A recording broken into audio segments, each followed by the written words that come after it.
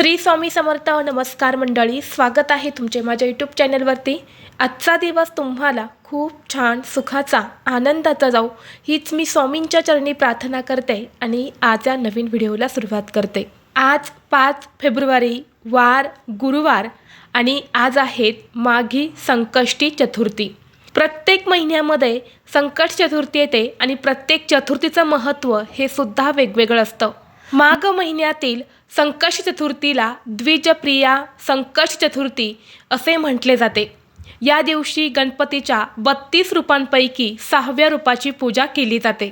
संकष्टी अर्थात संकटांना दूर करणारी किंवा संकटावर विजय मिळवून देणारी अशी ही तिथी.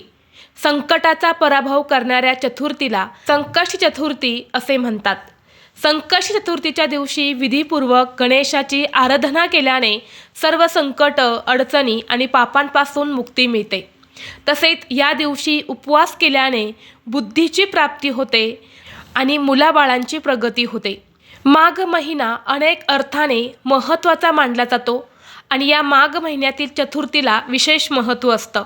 या माघी संकष्टी चतुर्थीचं व्रत केल्याने श्री गणेशाच्या कृपेने जीवनात आनंद येतो आणि मनातील सर्व इच्छा मनोकामना ह्या देखील पूर्ण होतात. आपल्या हिंदू धर्मात गणपती बाप्पांना आराध्य दैवत मानलं जातं. गणपती बाप्पा हे विघ्नहर्ता आणि नशीब आणणारे देवता आहेत. ते शहाणपण, बुद्धी आणि ज्ञानाचे, सौभाग्याचे प्रतीक आहे. या दिवशी गणपती बाप्पांची पूजा केल्याने जीवनातील संकट तर दूर होतात, पण धनसंपत्ती देखील वाढत असते. घरात सुख, शांती, समृद्धी आणि शांती येत असते. धार्मिक दृष्टीने माघ महिन्यातील चतुर्थी ही अत्यंत महत्त्वाची असल्यामुळे या दिवशी व्रतासोबतच आणि श्री गणेशाच्या पूजेसोबतच काही प्रभावी उपाय आणि सेवासुद्धा केल्या जातात. आज व्हिडिओमध्ये मी तुम्हाला एक अतिशय प्रभावी असा उपाय सांगणार आहे. आज गुरुवार माघी संकष्टी चतुर्थीला तुम्ही उपवास नाही केला तरीही चालेल, पण संध्याकाळी कापुरासोबत जाळा ही एक वस्तू.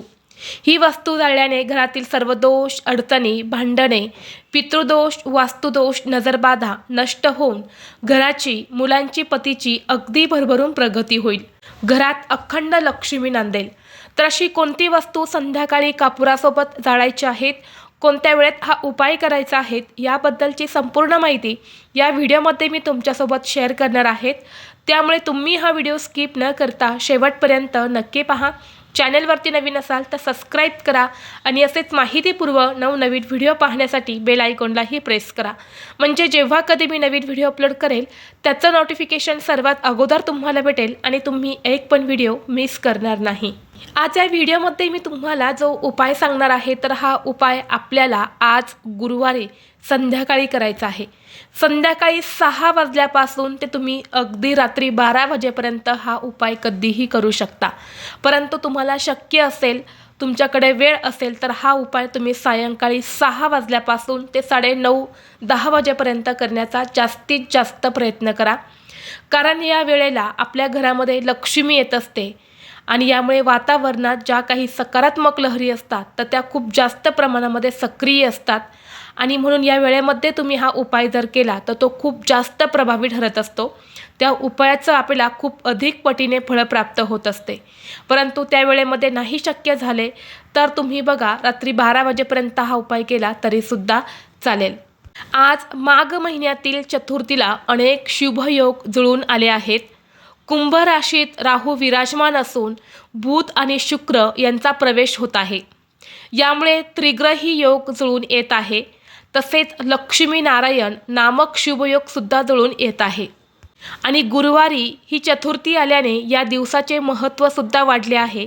या दिवशी गणपती बाप्पा, देवी लक्ष्मी, स्वामी दत्तगुरू यांचे शुभ आशीर्वाद मिळवण्याची ही शुभ संधी असणार आहे आणि या योगामध्ये आपण जे काही उपाय करतो तर ते 100% प्रभावी ठरत असतात. त्या उपायांचं आपल्याला शीघ्र फळ प्राप्त होते. तसेच या दिवशी गणपती तत्व हे पृथ्वीवरती नेहमीपेक्षा जास्त प्रमाणामध्ये जागृत असते. त्यामुळे या दिवशी गणपती बाप्पांच्या व्रतासोबतच काही उपाय जर आपण केले तर ते सुद्धा खूप जास्त प्रभावी ठरत असतात आणि म्हणून आपल्याला आज संध्याकाळी हा जो उपाय आहे तर हा आपल्या घरामध्ये प्रत्येकाने करायचा आहे. जर तुम्ही आज हा उपाय जर केला तर रात्रंदिवस आपल्या कुटुंबाची प्रगती होत जाईल.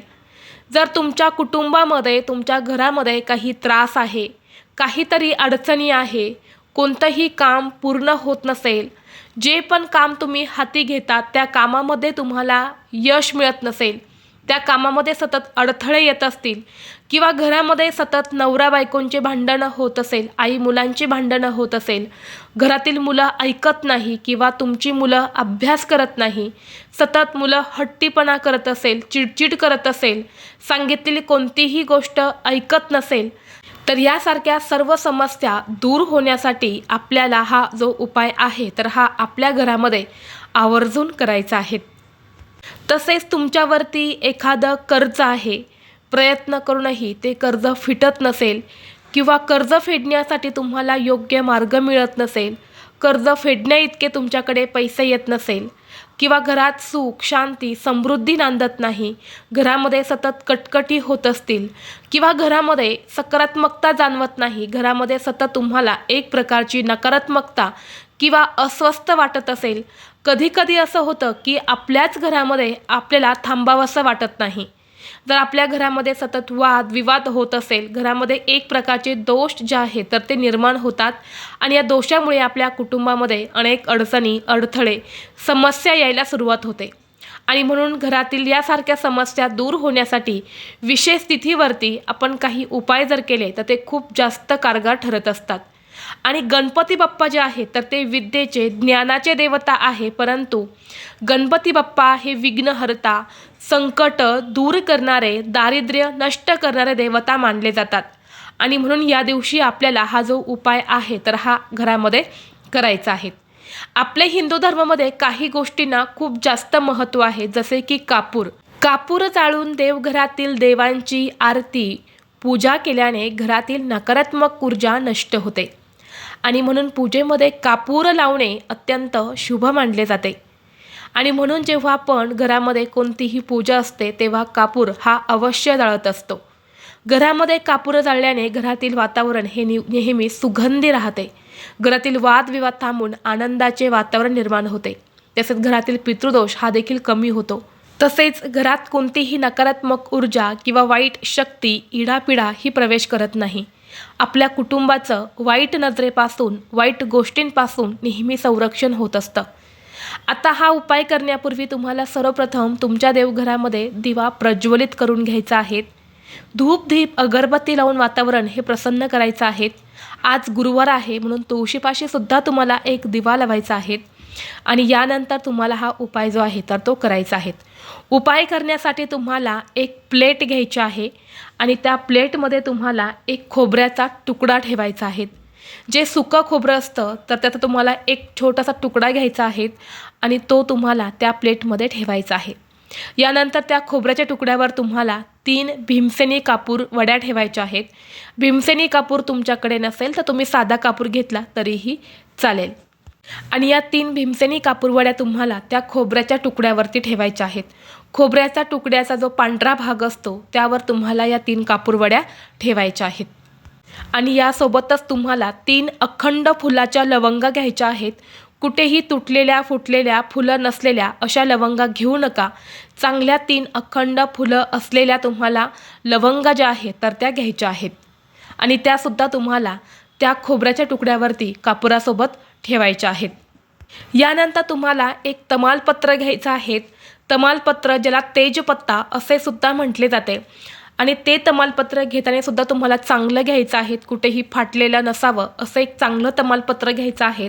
आणि त्या तमालपत्रावरती तुम्हाला तुमची लाल पेनाने इच्छा लिहायच्या आहेत किंवा कुंकवाचा गंध तयार करा आणि त्या कुंकवाच्या गंधाने तुम्हाला त्या तमालपत्रावरती तुमची इच्छा लिहायची आहे. जसे की कर्जमुक्तीबद्दल तुमची इच्छा असेल तर कर्जमुक्ती, धनप्राप्ती, मुलांची प्रगती होण्यासाठी, दारिद्र्य दूर होण्यासाठी, शत्रू नष्ट होण्यासाठी जी काही तुमची इच्छा आहे तर ती इच्छा तुम्हाला त्या पानावरती लिहायची आहे.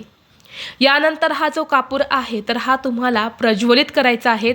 कापूर प्रज्वलित केल्यानंतर तुम्हाला त्यावरून शुद्ध गाईचं तूप असेल तर 1 ते 2 थेंब तूप टाकायचं आहे.